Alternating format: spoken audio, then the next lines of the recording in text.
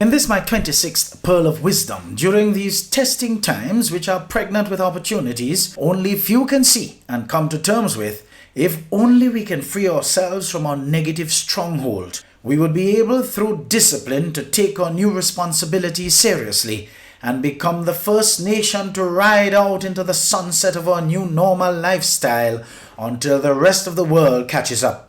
But the current period calls for us to make sacrifice like we've never made them before. Look at our two more developed CARICOM sister countries of Trinidad and Tobago and Jamaica. A combination of complacency, lack of education, and of course, downright refusal to accept the current realities which threaten our very economic and financial existence have contributed to a runaway second wave of coronavirus which is threatening to wreak havoc on their health systems. Folks, this period calls for new measures, new discipline, new behaviors until the curve is properly flattened. We have to be prepared to suck a bit of salt in the meantime. As Keon Henderson, a revolutionary preacher, tells us, once a stronghold has been planted in our head, it appears that it is hard to get it removed. Once we get insecure, it doesn't matter who tells us we're pretty or handsome. Once we believe we're dumb, it doesn't matter how many smart people we're surrounded by. That's why we have to be careful how we talk to our children when we are upset, because we will say something to them out of anger that will become a stronghold in their lives.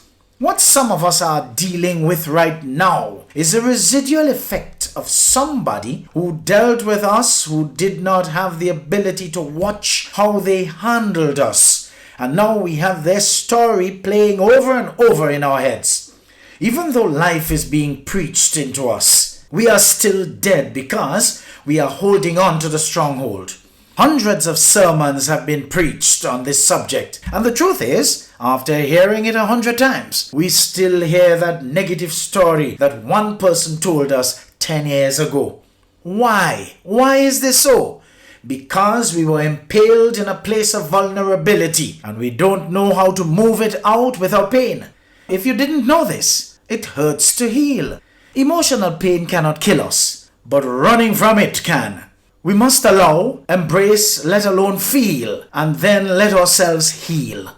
Pain tells us we are recovering from something, and recovering is always a part of growth. We need to remember always that everything in life is temporary. Worrying and complaining changes nothing, absolutely nothing. Our scars are true symbols of our strength. Every little struggle is a step forward we are making. Other people's negativity is not our problem, for what's meant to be will eventually be. The best thing we can do is to keep going, keep moving, keep trudging along.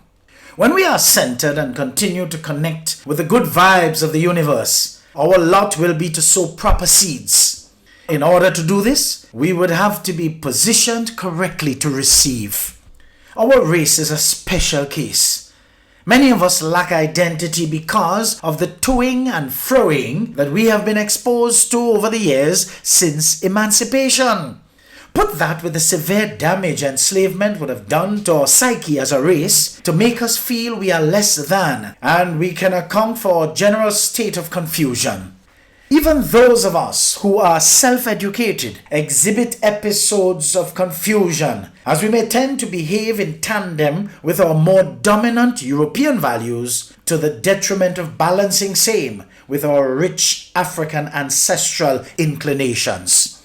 And that is usually expressed in the way that we give plenty of lip service to our African heritage, ignoring the fact that we are a Caribbean civilization born out of the struggles of our Amerindian, African, and European heritages, which make us special. We need to visit YouTube to look for Professor Sir Hilary Beckles and listen to the plethora of lectures he would have delivered on slavery, the plantation system, reparation, and the whole 9 yards. While we are at it, we may even wish to tune into Professor Patrick Locke Otiendo Lumumba to get an understanding of Africa in a post-emancipation context, and you would be able to draw the parallels for yourselves. Based on how we behave today, There are many schools of thought that support the notion that we are not ready for freedom. Vusi Tembekweyo is making waves internationally as a thought-provoking young business leader from the continent with many ideas on solving economic issues in Africa. His mission is to change the African narrative by challenging the mindset and approach towards achieving economic freedom. Vusi, in his recent lecture captioned, "We need to change our mindset as Africans," and I stress black people, proffered quite a bit of value as boldly as he knows how. Studies have shown that wherever we as blacks were liberated, we have not been able, for the most part, to liberate ourselves from our own bondage. This is a deep question, but if you study us as a people, and you would notice that everywhere we are in bondage, we are phenomenal at fighting for our liberation. Once received, something seems to go wrong. Our mindset is pervasive and insidious and behaves like a virus. Once a virus takes over a cell, it multiplies. And so, the reason we can't remove the virus to kill it is because the only way to remove it is to kill the host. That's where we are. When a person amongst us does something rather than celebrate, we ridicule them. We see it here in Grenada constantly. We hear it spoken of on a first-hand basis in the Caribbean. Rather than collaborate, we compete. Rather than support, we sabotage. We need to think long and hard about that because it ought to bug you as much as it bugs me. I stumbled upon something that, whether it was apartheid, colonization, backward constitutions to continue to keep us in line, all of those systems of opposition had one singularity in communication. They said to our color, only one. So in slavery days, there's only one house Negro. The rest of Negroes worked in the field. When negotiations in South Africa started and proceeded during the apartheid days, there was only Mandela and the ANC, only one. All the other political parties had to sit and watch the ANC. When liberation was won in South Africa, there was only one Cyril at the board, only one. So when the black person makes it, the rest of us go, shucks, he's taken the seat and made it. That is why we practice the culture of crabs in a barrel, because the only how we can see ourselves getting that seat is to pull him or her down. We do not think multiply. We always think minus. If one of us opens a particular business, we don't look for opportunities to open a business that can offer ancillary support services to that business. Instead, we want to open the same type of business with our main aim to destroy him.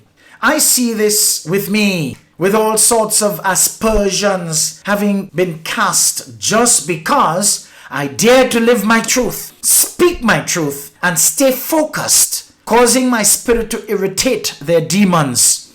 I see it with Waggy T, with all sorts of negatives against the hard-working, industrious son of the soil. I saw it with Sir Royston Hopkins. I see it with Andy Williams of Hotspot Grocery. I see it with Arona, my dear friend, with her massive strides on radio, especially within recent times. You know, the list can go on almost to no end. Once you appear to be on target, there is a bullet in a breech in the hand of someone your color waiting to stop you. But here is what a lot of you are not seeing. Where I am is not where I want to be. But like others in their various stations in life, those whose names I have called and those whose names have not been called, but are constantly marching towards the promised land of their journey in life, if we get it right, a better life opens for us all because we do not think in such myopic terms.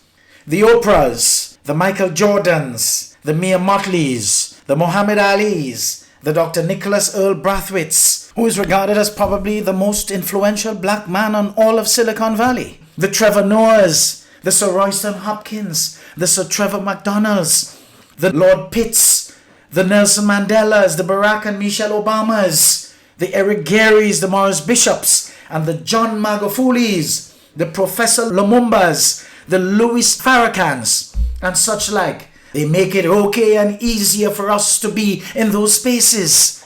So we need to stop fighting and envying and bad talking our own just because we feel it is the only space that is reserved at the table of plenty. We all showed up to make a difference. Stop letting the only difference you showed up to make be that of tearing down your own. Don't fight the local entities. Fight the imported out of culture entities that are causing you to deplete your foreign exchange while unconsciously bankrupting your country. Our mindset needs to change. We must take a long, hard look at ourselves and see where we are going and have gone wrong. Stop tearing apart one another and instead let us prove to the world that we deserve the freedom we now enjoy, and let us truly enjoy it to your unlimited possibilities.